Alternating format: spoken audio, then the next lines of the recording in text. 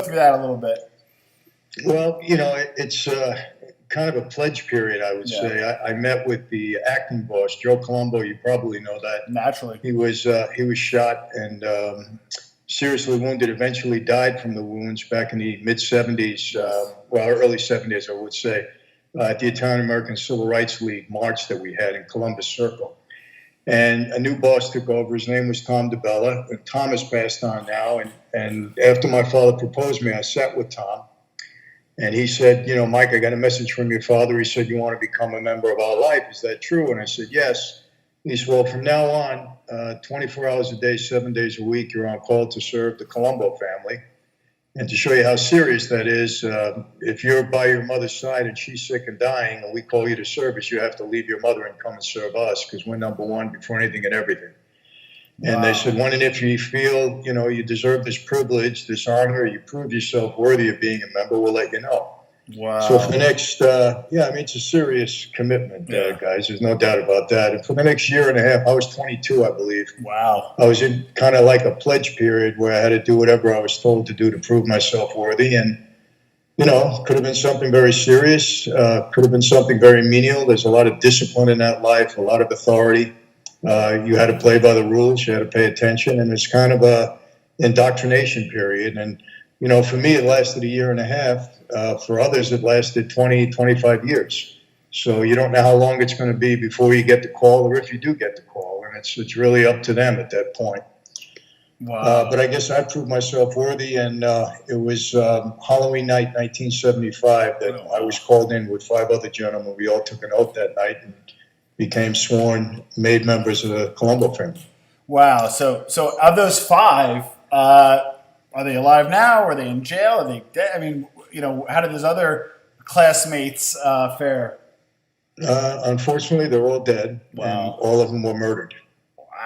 Wow. That's okay. So you're in your 20s, in that world. I believe it's, again, I won't speak out of school, but I believe getting your button, right? So do you keep like a day job and then do it at night? Is it your job? Like, how does that interwoven with kind of regular life at that time?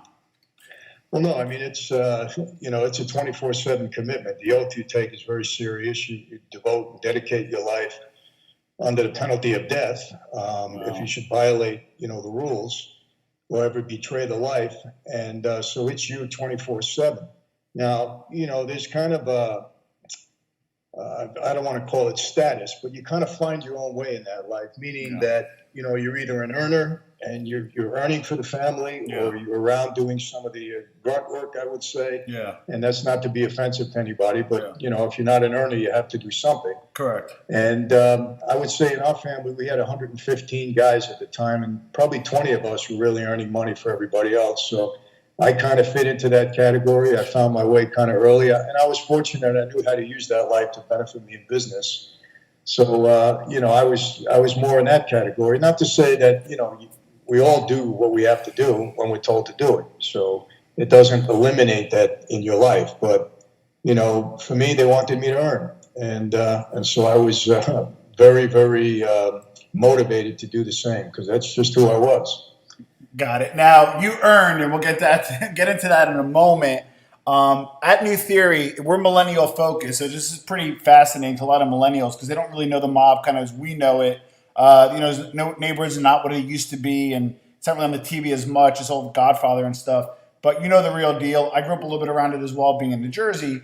But my question to you is, as a made guy, as a business guy, what business opportunities opened up after that point? Did your business model change? Talk about the business aspect of it. What kind of money was earned at the time, and what kind of opportunities presented itself as soon as you had your newfound status?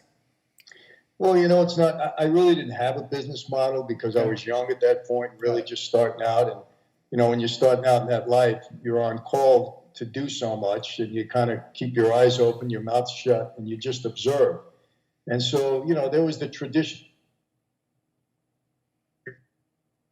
A few bucks got into, we're all lending money at usurious rates, shylocking. Yeah. We're all involved in some way, shape, or form in gambling. And I certainly had a number of bookmakers that answered to me and were working for me. So we got involved in that.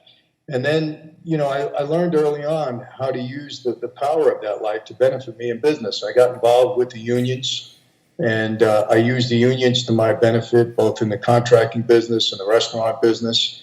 I had many legitimate businesses. I early on acquired 2 automobile dealerships, and one was Mazda, one was Chevrolet, and I had a leasing company. I had a few restaurants I was involved in.